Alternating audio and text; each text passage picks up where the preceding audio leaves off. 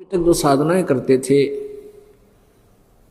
वो विशेषकर पवित्र हिंदू धर्म के अनुयायी विष्णु जी और शिव जी, और विष्णु जी के अवतार श्री राम और श्री कृष्ण जी की, फिर अन्य देवी देवता जो भी मिल गया उसी को प्रणाम, उसी की पूजा प्रारंभ। हम अनन्य मन से भक्ति नहीं कर रहे थे, हम व्यभिचारिणी भक्ति कर रहे थे। व्यभिचारिणी, और हमें अव्यभिचारिणी भक्ति से परमात्मा प्राप्ति होगी। गीता जी इसकी साक्षी है। गीता जी में क्या लिखा है कि जो रजगुण ब्रह्मा, सदगुण विष्णु, तमगुण शिव जी,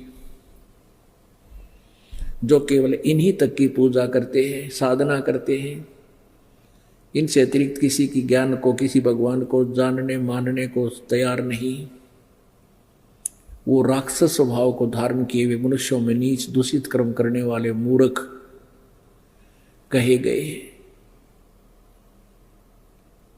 परमात्मा ने विश्लेषण दिया कि जैसे रजगुण ब्रह्मा जी की साधना की थी हिरण्यकशिपु ने,